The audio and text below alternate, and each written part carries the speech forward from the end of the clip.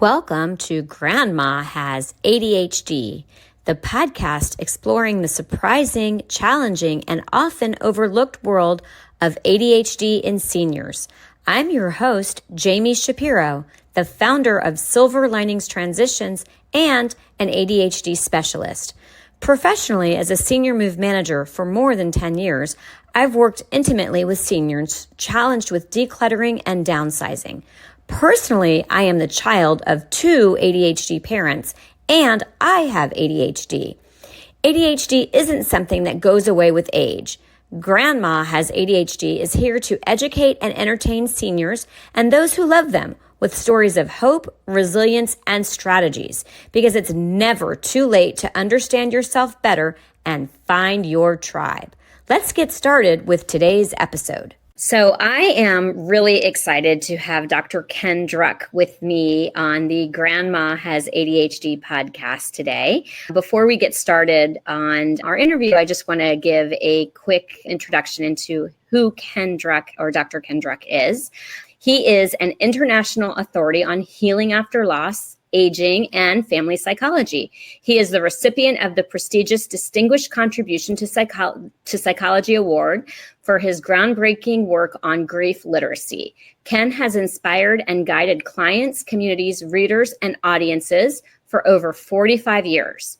His books, including The Secrets Men Keep, How to Talk to Your Kids, The Real Rules of Life, Courageous Aging, Raising an Aging Parent, and I'm getting tired just reading now, and his new bestseller, How We Go On. So, wow, Ken, you are such an impressive person. And I have to share with everybody that Ken is actually someone that I know personally. We both live in San Diego, and I met Ken when I was first getting started. We actually, I don't know if you remember this, Ken, but we went for coffee. Do you remember? Yes.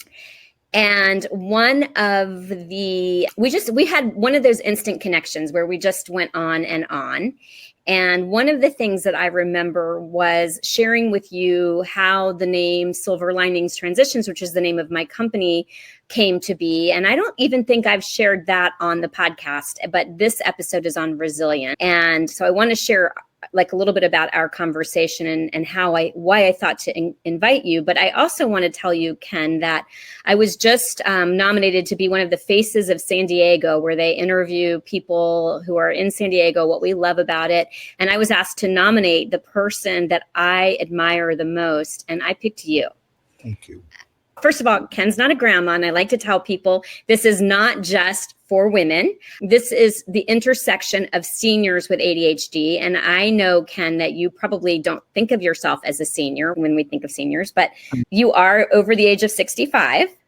I don't even know if you remember this, and here's my ADHD jumping around, but I had lunch with you days before I turned 50. Do you remember that? Mm-hmm. And I was really feeling very nervous about turning 50. And you told me, embrace this part of your life. Like, you are coming into this new chapter and this new strength. And you've really, I don't know that you know this, but you've really impacted me. Thank you. So I want you to know that. And so back to the story, because, I am going to get back to the point. So Silver Linings Transitions came about because it's going to be 20 years this year that I was 34 and I was faced with a cancer diagnosis, and I had to wait the 10 days for pathology to come back. And in those 10 days, I really evaluated my life and was I on the path that I wanted to be on? And I realized I really wanted to make a difference in other people's lives. And I didn't know what that was going to look like. I just knew that the path that I was on wasn't the right path. And no one ever wants to get cancer, but having gone through that experience, I used it to make a difference. And Ken, I think worse than going through cancer is the loss of Jenna, your daughter. And you turned that into such a way to impact so many people on so many levels, and including being there for the parents of the Sandy Hook kindergartners who lost their children. And the reason that I wanted to have you on, and we've shared that Ken is like me, he is unofficially ADHD, which means he hasn't had a formal diagnosis. But as I like to say, if it quacks like a duck, and it waddles like a duck might be a duck. And in my experience, just trying to schedule something with you, I would not deny that you have ADHD, but I also think it's your superpower. But the reason that I wanted to have you on this episode specifically is when I was doing a presentation on ADHD, when there are a lot of things that aren't good about having ADHD. So but the one trait that goes with people that do have ADHD, which I think you exemplify, is resilience.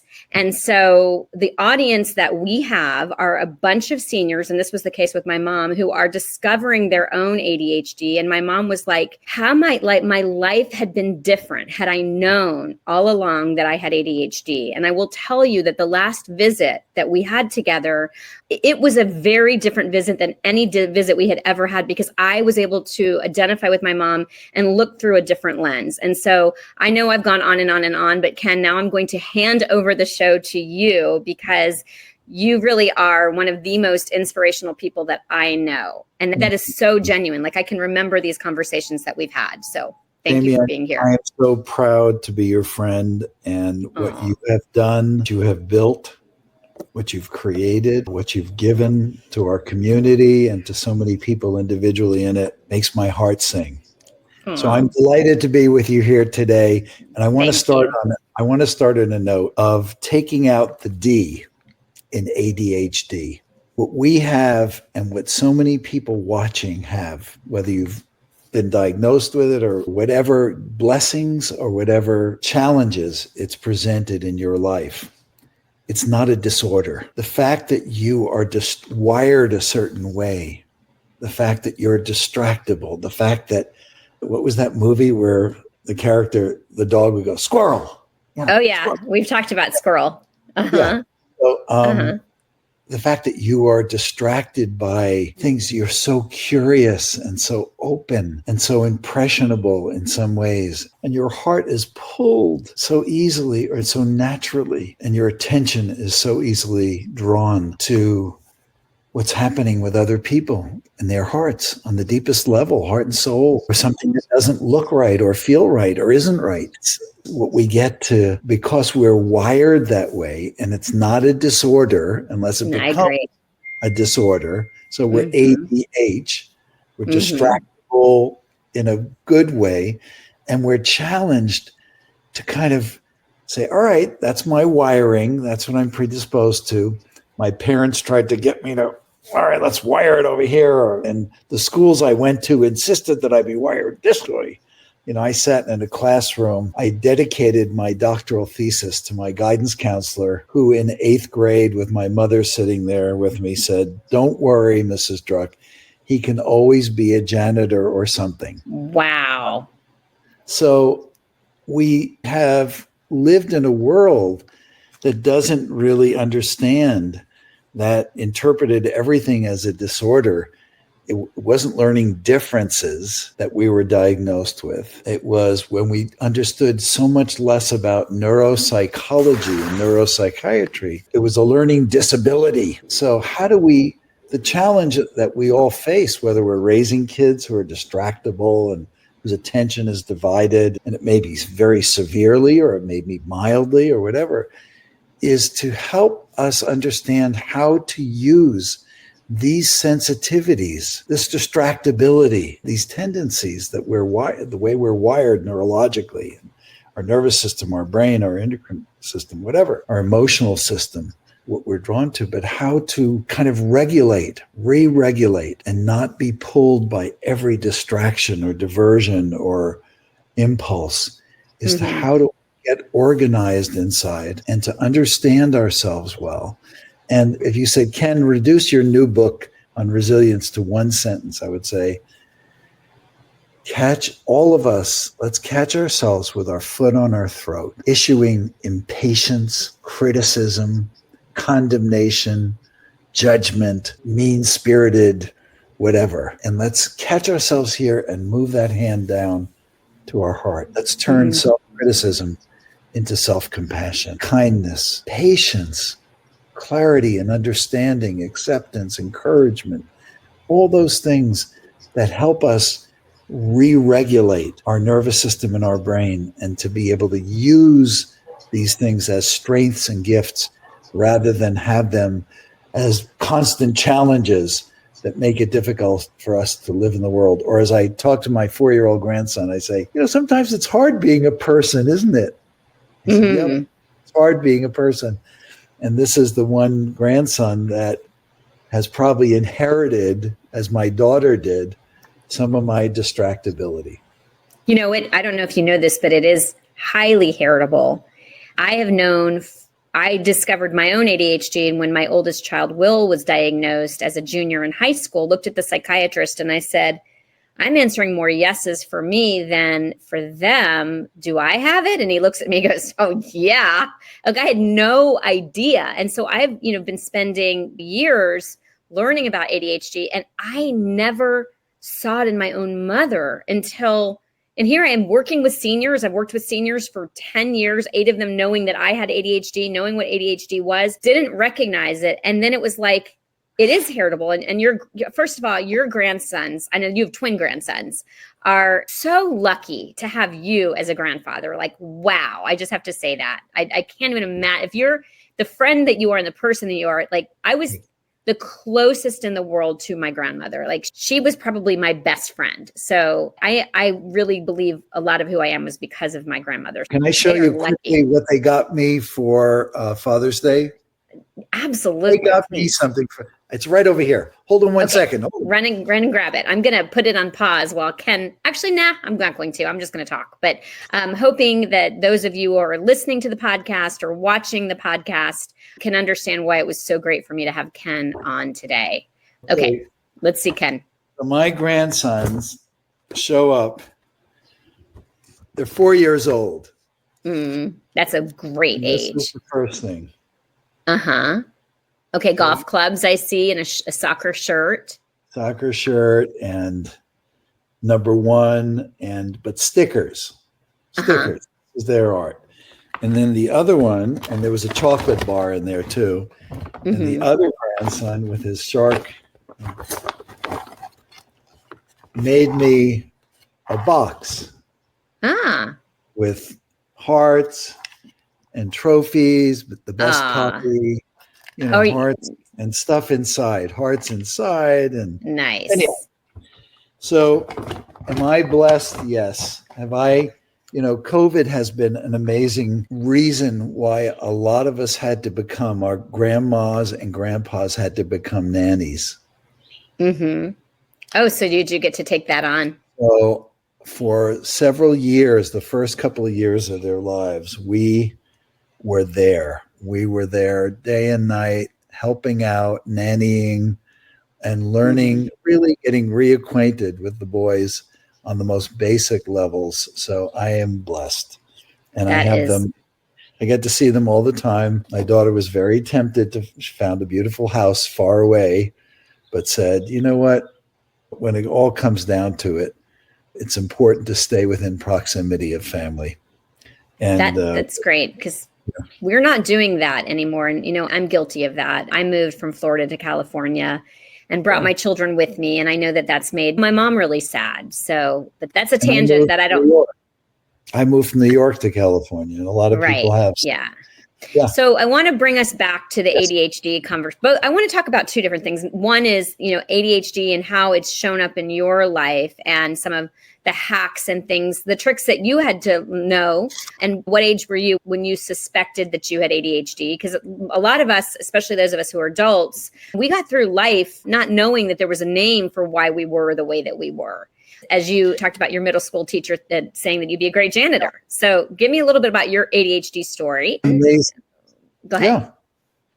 It's so amazing that the way life began, the way we learned how to be people, and the way our first challenges in the world as kids have a lot to do with our ADHD, our distractibility, our attention deficit, or attention manner. And yet also, how do these things come back to play in our later years, where we get looked at and judged as, oh my God, it must be cognitive decline. No, I'm just distractible. Don't please, we're begging as children, please don't put me in a box. Please don't judge me. Try to understand how I go about my business. Try to get to know me. One of the greatest things in this life is intimacy. It's called get to know me. Please take time to ask me questions. Let me ask you questions. Let's get to know each other, how the other person operates. The greatest gift we can give somebody is the gift of feeling understood. Or being seen. Have you heard the other way of looking at intimacy is into me, see? Yeah, it's been around for a lot of years. But right. It's so here we are again. So in the beginning of my life, not being seen or understood was, we don't know how to teach this kid, and we're going to We're going to be the failures unless we judge him to be the failure. So the teachers that tried to instruct me in the way that kids were taught, I have language processing and memory issues. I can go to an event and be introduced to 10 people and I'll remember one person's name. That's better than I do. I just don't remember that way. Me neither. I've had to retrain my brain how to remember names and situations and so on, and especially as I get older. So please, as kids I was one of the smartest kids in the class and who was getting all Fs and had to go to summer school every year. Yeah. But I didn't realize I was the smartest kid. My self-judgment became, well, my God, I'm not keeping up with all these other kids. They're the smart kids and I'm the stupid kid. I'm the kid who falls through the cracks and who can't, is failing to be able to understand in this rote memory way of learning. Mm-hmm. Why do so many people who get diagnosed that way with learning differences and ADHD and whatnot? Because people were trying to understand and make sense of why we weren't learning and why we couldn't keep up and why we're getting D's and F's on classes. That slowly over time, we understand why. And we've learned to teach in different ways and help kids as they learn how they learn. And as they learn, they're smart. And why did it take me going to college to learn how smart I was? Small college with small classes. Well, I don't think it had anything to do with the size. Do you want me to tell you what I've learned in the work that I've done? Please. And why ADHD comes out a lot of times when we are in college, and why people who didn't do well in high school then suddenly do well in college. And that is because we don't actually have a deficit of attention. As I love what Dr. Ned Hallowell says, he said, we have abundance of attention when we are interested. So he actually wants to rename ADHD and call it VAST, which is variable attention stimulus trait. Because how many books have you written? Because you are interested in it, and so all else falls away, right? But if I ask you to do something, I can tell just from your personality, technologically based, or emails, or something that's very redundant and boring, you can't do it. Am I right? I've retrained myself to do a lot of things that that are counterintuitive and difficult to do. I've retrained myself to do them, but there are a lot of things that I now am at a point in my life where I'm delighted to have somebody else do it, because I don't do that. Right. Okay. So I want to take a pause. And when we come back, I'm going to ask you how you've retrained yourself. And we're still going to answer the question, I have discovered that I have ADHD, or I suspect that I have ADHD, and now what? So we're going to pause and we're going to come back with Dr. Ken Druck.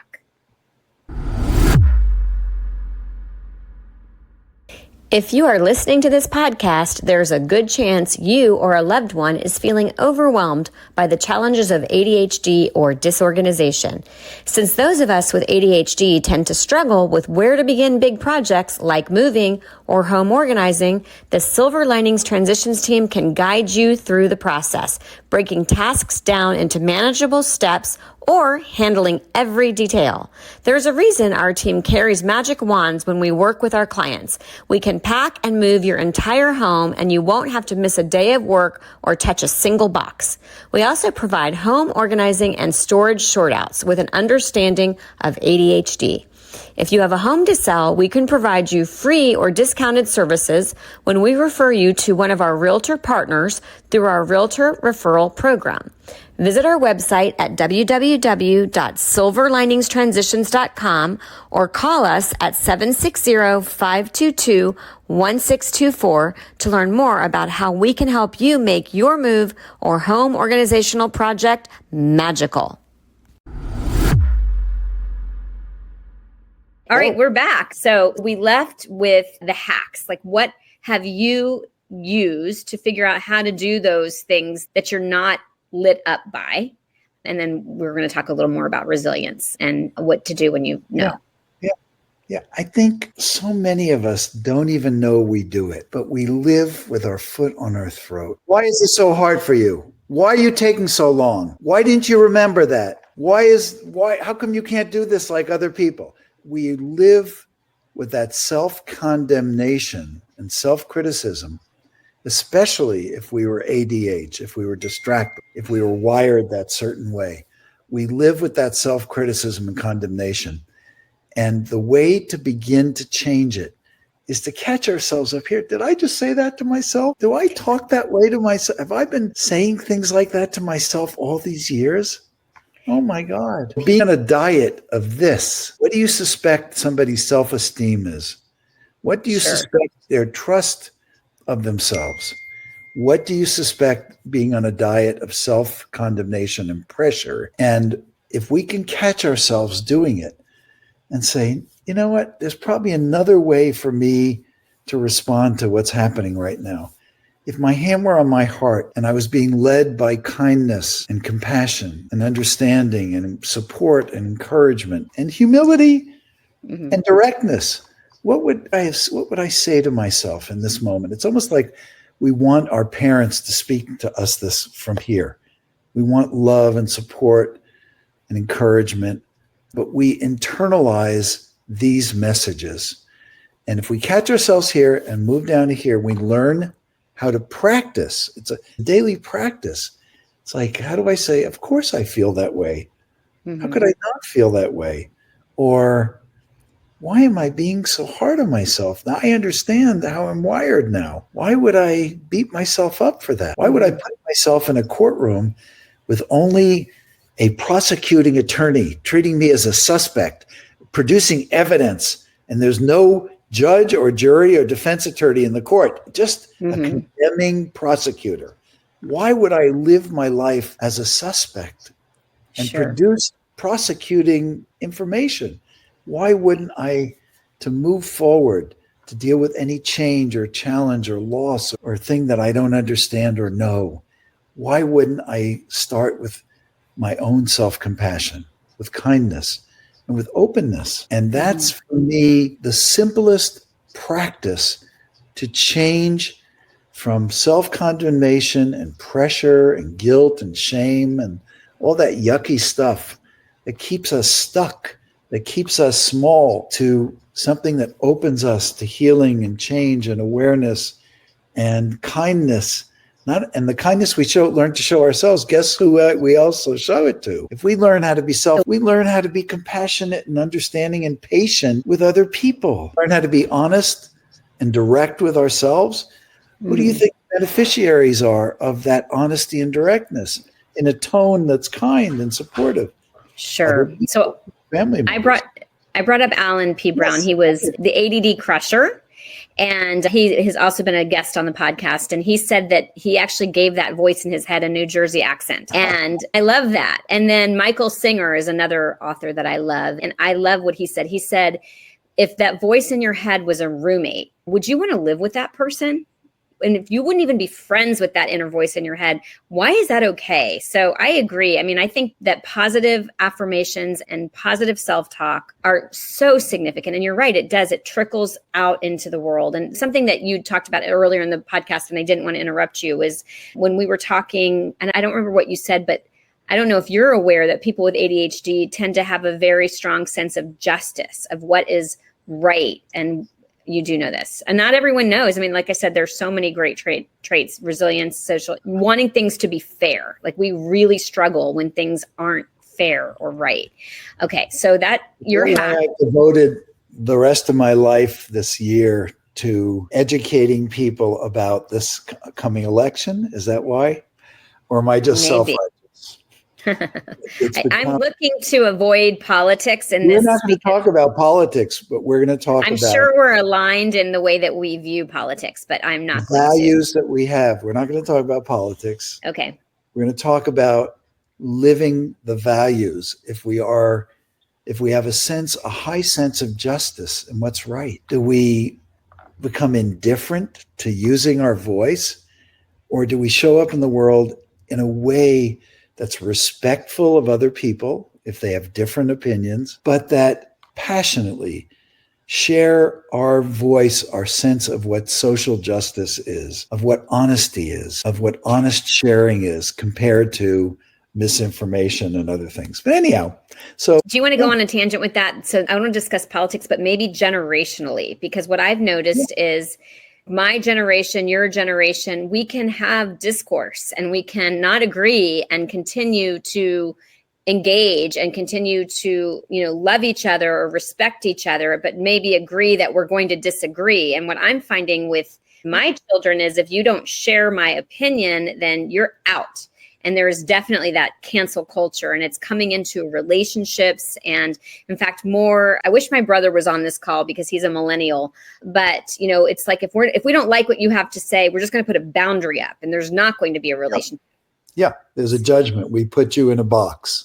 Mm-hmm. A couple of years ago, I started writing a book, Unlikely Friendships, about people who disagree completely. One of their close friends maintained the friendship. They haven't thrown each other in the garbage. They haven't put each other in a box. They've tried to understand why the world looks that way to each other, that we can be so politically and personally opposed in the way we see the world, and yet also come to terms and agreement. And one of my last books, I was asked to be, I've done CNN, I've done all the national shows and all the local shows all over the country, and I was asked to be on a show.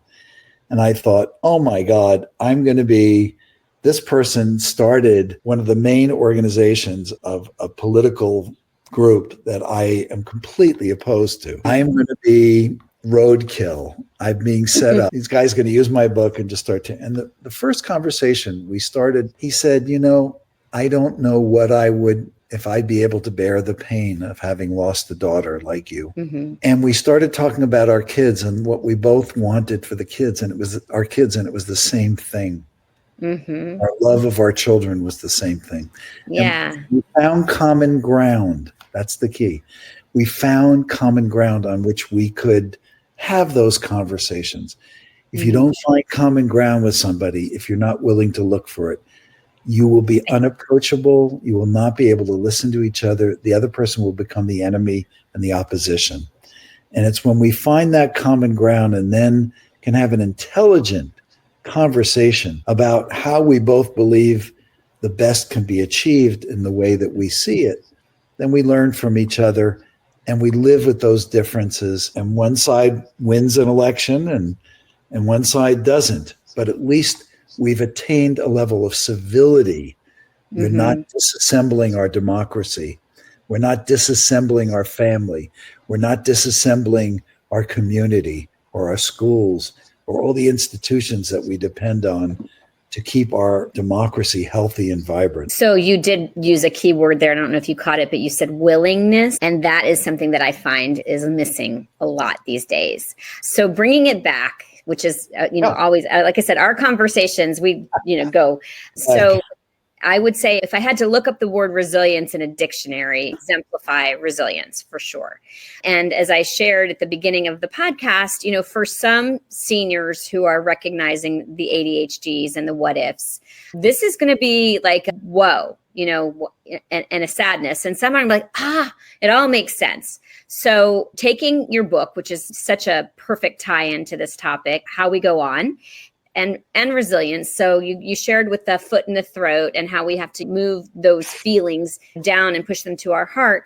What would be the other advice that you would give somebody who is discovering this? And I would love a little more even conversation that what you had with your grandson about what would your advice be for him as he navigates the world with knowing what you now know? Great questions. First thing I'd say is we have not understood important words like courage in our society. Courage for a lot of men means power over, exerting power over other people and doing crazy things and that show you to be strong. Resilience similarly is misunderstood. People ask me how I'm doing 28 years after my daughter was killed. And I tell them, I walk with a limp in my heart. I tell the truth about the part of me that still feels sorrow on Father's Day, which just passed, that cried at my daughter's gravesite. I tell the truth about the pain that I still have or the things I still don't understand. Some people think that resilience is, I'm over it. I'm fine. I got over it. I conquered it. There's a part of me that has risen from the ashes, from really my life as I knew it ending when my daughter died. My life as I knew it was over. The future plans had been obliterated. And I think about all the people who might be listening, who, if their hand is on their heart and they're being honest with themselves, say, you know what? I have some wounds. I have some sorrows. I have some regrets. I have remorse. I have things that weigh heavily on my heart every day. Do I get to join the Resilience Club? Am I not resilient? Should I beat myself up and I'm a failure? I'm just riddled with, no, you're human. Resilience is telling the truth about the part of us that still hasn't figured all of life out. The part of us that sometimes judges ourselves to be that we didn't do everything we should have done or could have done. The part of us that's really hard on us at times, or that's too susceptible to guilt when other people try to control us by saying guilty things. We're a work in progress, every one of us, but don't leave out all the times you have summoned, called forth, newfound courage to meet the day, to meet the moment, the challenge, the loss, the change, the transition that you've been through. Give yourself a pat on your back, a pat of resilience. You are resilient, even though, like me, you may be a work in progress and there are parts of you that don't bounce. Everybody says, bounce back, be resilient. I don't bounce. I'm human. I still feel sorrow. I still sometimes get too sensitive. I'm overly sensitive. I'm human. I'm a work in progress. And I can decide what is it that I can do better at. If I'm going to become the better version of me, what goal would I set for this year? Could I learn how to be more patient with myself and other people? Could I learn how to be more humble and apologize to some people that I probably owe an apology to? Could I apologize to myself? Maybe that's what I need to work on. Could I be a better receiver of the love and generosity and more grateful, allow myself more gratitude? And I think it's those introspective moments that we spend, or moments in conversation with trusted confidants like Jami, you and I over coffee or lunch. We're just wide open. We can talk about the truth of how we are. We all need to find at least one trusted confidant, the truth about what's weighing most heavily on our heart, what's making our heart sing, what we're trying to let go of a little bit more, all these good things that make us more aware, alive, and human. You know, I didn't want to go here, but I have to. It's like one of those things that's on the tip of my tongue. There's a Rumi poet, a Sikh poet, and he talks about the guest house. I don't know if you've heard it before, but he talks about welcoming all of the things that happen in your life and all of the emotions, and you greet them all into your home. Like, you're going to have joy and you're going to have sorrow. And I learned that we all want to sort of skip over the hard parts. Like, let's just avoid it. Let's just skip. And we really can't. Like, let's be resilient. Let's get over it. Let's get closure. Yeah. And the only way around it is through it. And I love hearing you say that your heart walks with a limp. That's such a visual. And I've never heard you say that before. And so that's amazing. So I want to end this interview on a super happy note, because we get to experience all of life. And I can't imagine how wonderful it is to be a grandparent. So you have you suspect you have an ADHD grandson. What would your advice, because, we look up to our grandparents as our role models, and what would your advice be to your grandson who's going to navigate? He and I have these great talks. And we go out, and first of all, I create an environment that is not crowded or confined. And sometimes the nutty part of me comes out. I do the craziest, silliest things, and he relates to all of them. They both relate. What's a silly thing that you... Well, one of the things I say, and I'll tell you the silly thing, but one of the things I say is sometimes it's really hard being a person, isn't it? I say to both of them, I said, it's just hard because you have to figure all this stuff out, and you got to like yourself, or you got to figure out things that maybe are very confusing. And then you're being told you have to do this and you can't do that. When you have parents who have their own ideas, sometimes it's just hard being a person. And sometimes really sad things happen. Like he asked me a couple of months ago, one of the boys asked me, he said, Poppy, are you old? What'd you say? And I said, well, what do you think? It's always best when kids ask a question to see what they think. Uh-huh. And he says, I'm asking you because are you going to die soon? Are you going to go to heaven soon? I just wanted to know, should I be close to you, or because their cat had died and they say that their cat Odie went to heaven. So they were wondering, what's our relationship going to be like when you go to heaven, Poppy? Because if you're old, you're probably going to die at some point. And so I have conversations with them where I make it safe and I don't try to fill in the answers. I try to, so that's what you think heaven is, or that's how we could still tell each other that we love each other. We can't go to the beach anymore. We can't, play like we used to play, but we could still love each other forever. Yes, Poppy, forever. Yeah. Okay. So his ideas, validating his ideas. And then the silly stuff. Yesterday, they come over, and I don't know when this is going to be broadcast, but it was yesterday when we made this tape. July 4th. We're dropping July 4th.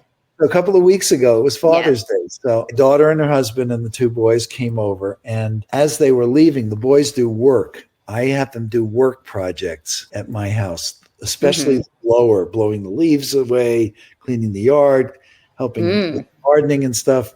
So I took the blower out and I said, as they were leaving, instead of this boring, bye, Bobby, we love you, and I took the blower out and I said, open your windows. I'm going to blow you guys down the street. Blower. And I blew it into the car, into the windows. They screamed. And they're going to remember that. I got behind their car as if I was blowing it down the street. Oh, I love it.